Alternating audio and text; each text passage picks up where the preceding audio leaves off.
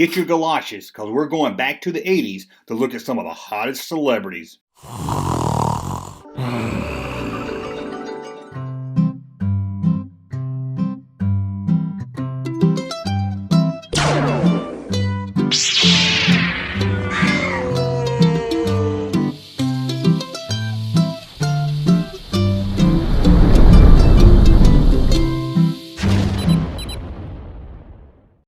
Welcome back to the Junkman, everybody. It's me, the Junkman, coming back at you with a whole new video. And what are we going to do today? Well, we're going to look at some of the hottest celebrities of the 80s. The top 10 hottest celebrities of the 80s. Female, that is, because I like females. Get over it. And this list isn't anything you guys voted on. It's my personal top 10. And I'm sure you'll agree with some of them. Some you won't agree. And there's some people I left off the list that you would have put on your list. So in the comment section below, let me know some of the celebrities you grew up watching in the 80s that you just love to stare at. And now, let me waste a little bit of your time to tell you, go to patreon.com, support the channel, get exclusive content over at Patreon, links in the description below. Go to thatjunkman.com, buy some cool t-shirts like this Space Giants t-shirt and more. Now let's talk about the 10 hottest celebrities that I grew up with. And we're going to talk about an actress that's still around. You can watch her on Stranger Things, and I think you know who I'm talking about, Winona Ryder. Let's take a look. Whew. She came into my life in the late 80s thanks to movies like Beetlejuice and Edward Scissorhands, but it had to be Heathers that I fell in love with her. Winona Ryder was great because she looked like someone really cool to hang out with. It wasn't like that girl that was too pretty that would never give you the time of day back in high school. Winona Ryder seemed like the type that would cut school with you and smoke a couple joints in the woods. She looked like she was a lot of fun to hang out with. And cool has a great factor in this list. Being cool goes a long way in being sexy. Let's go to a more obscure one. Everyone that watched WKRP in Cincinnati was in love with Loni Anderson. Not me. I never got the appeal of Loni Anderson. I never got that blonde bimbo thing that people really loved back then. Or mostly it seemed like it was the older crowd that was into Loni Anderson. You know, people like Burt Reynolds. For me, I'd much rather have had the nerdy secretary, played by Jane Smithers. Again, she just looks like she'd be a lot of fun to hang out with. Very cute also. But then again, I watched this show back in the early 80s. I was probably like 10 or 11. And she had a kind of a sexy school teacher thing going for her. So maybe that was the whole reason. But even the guys that worked with her on WKRP, they never really gave her the time of day. Dr. Johnny Fever, Les Nessman, and all the others, they were all up Linda Anderson's butt. But there's some guys out there that just prefer Bailey. And I was that kind of guy. Number 8, Erin Gray. Most of you remember her from the Buck Rogers television show, but I really didn't pay much attention to her until I saw her on Silver Spoons. Well, actually, I didn't even pay attention to her there.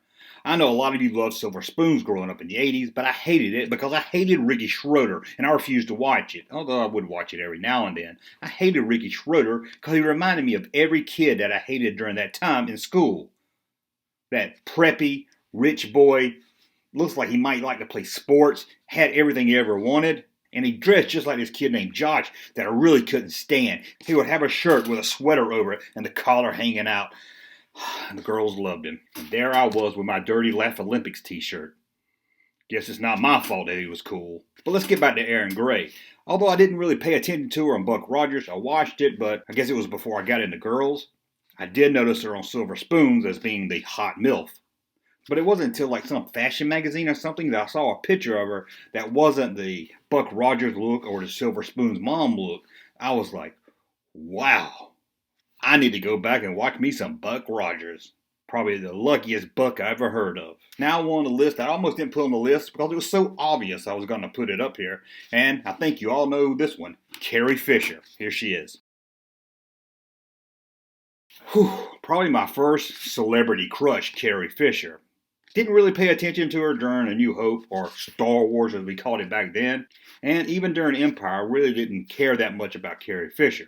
But when Return of the Jedi came out, I was starting to become a teenager, and we all know what she wore in Return of the Jedi. And again, she has a cool factor. Not only was she sexy, but she could fight the Empire. That goes up 10 more 60 points. Now, for number 6, let's talk about music.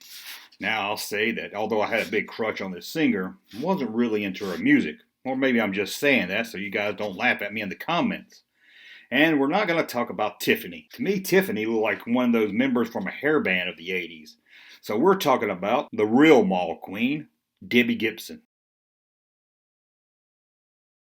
She hit it big right in my early teen years, maybe 14, 15, somewhere around there. She was a couple of years older, so I felt like I could relate to her more than somebody like Aaron Gray, who I would have nothing in common with. And like I said, I didn't listen to her music. Well, Electric Youth was a great album. Check it out if you haven't. Once you get past that pop music they played on the radio, some of those deeper tracks are really good. I think you'll enjoy it. And sure, she had that hip mall rat thing going on, but she wore these little cute hats and had a cute haircut for back in the 80s. Even had a little button with her face on it. I would have put it on my jacket. Didn't buy it. Somebody gave it to me, I think. I don't know where it came from. I didn't buy it, I swear. I didn't like her music. Didn't like her stupid hat. Didn't like anything about her. I don't know why she's on this list. Let's go on to the next one. 3 names. Catherine Mary Stewart. Catherine Mary Stewart. Who is Catherine Mary Stewart? One of the goddesses of the 80s. I could easily have put this as number 2 or number 1, maybe. If you don't know who she is, she's the love interest in the movie The Last Starfighter. Sure, you know who she is now. She was also the lead in one of the great cult classics ever, Night of the Comet. If you ever seen that, check it out. Her little sister in the movie was pretty cute also. But I was really into Catherine Marie Stewart. She had the prettiest eyes you ever saw in the 80s. And that 80s hair. Man, did she have some 80s hair. Number 4, and I think a lot of you will agree with this one, Phoebe Cates. Now we all know her from that pool scene in Fast Times at Ridgemont High. Yes, it's a great scene. And she's so hot in that movie, and it's a great movie. But I didn't really get into Phoebe Cates until Gremlins. She had that sweet, nice girl next door look. And as you probably can tell, that look is on my list a lot. Number 3. And you are probably going to get upset that I'm not going to say Tina Yothers. Tina Yothers. But she had a hot sister, well, not in real life, on the television show Family Ties. I was crazy about Justine Bateman. I remember getting a TV guide of the fall season, and it had a color photo. You know, it's very hard to find color photos in a TV guide. Only the first 10 pages were in color. But there it was, the Keaton family. Michael Gross, Meredith Baxter Burney, Tina Yothers, Michael J. Fox, and the girl next door that Skippy had a crush on, like us all, Justine Bateman as Mallory Keaton.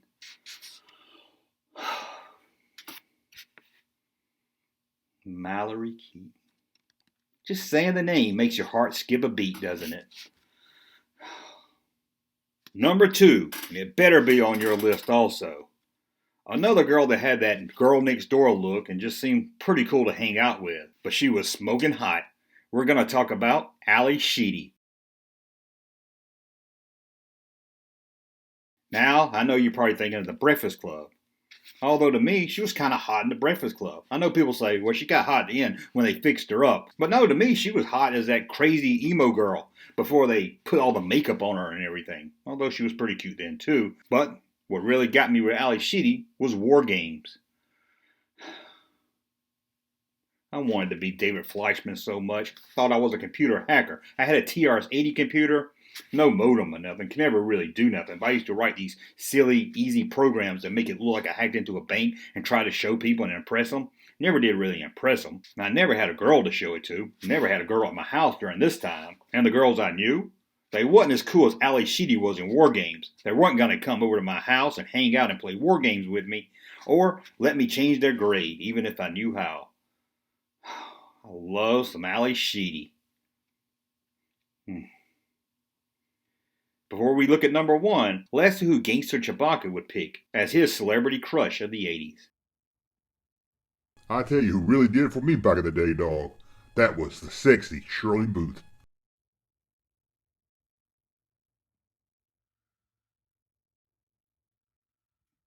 Number 1, and this girl was my same age, born the same year I was. So to see her every week on television, Couldn't help but fall in love with her. We're going to talk about Alyssa Milano. Whew. Again, I was a teenager. She was a teenager. We were the same age. So that made it even better than, I love some of these older women, but this was one my age. This, in my head, was somebody that I could actually talk to if I ever got on the set of Who's the Boss. And I'm sure many of you that grew up in the 80s, even if you weren't a fan of Who's the Boss, loved Alyssa Milano. I had a big poster. I remember it was just her face, or mostly her face, on the back door of my room. So every night I could close the door and stare at Alyssa Milano. That poster. I would just look at it, gaze into his eyes. I never really got into human women. Well, that was until I saw a nude picture of Mabel King. I was so into Alyssa Milano, I remember going down to a local drugstore near my house and buying those teen idol magazines, like Tiger Beat, Teen Pop, or whatever they're called. They usually was filled with people like Ralph Macchio and Kirk Cameron, but you could always find pictures of Alyssa Milano in there. Some nice color pictures you could cut out and put in your Trapper Keeper. And I remember one time going to this drugstore, and they had a little metal rack with VHS movies on it. And they had one of Alyssa Milano hosting a workout tape. I'm no fitness nut. I know it looks like it. But I bought that tape, and I bet you I watched it more than anybody in this world. Didn't lose a single pound, but I sure did get a bigger muscle in my right arm than my left arm. The ankles and just a little bounce. 2, 3, 4, 5, 6. Alyssa Milano. She could have been my boss anytime. Well, that's a look at the 10 celebrity crushes I had growing up in the 80s. Tell me your list. In the comments below, tell me some people I might have left off this list, or maybe some on this list that you agree with.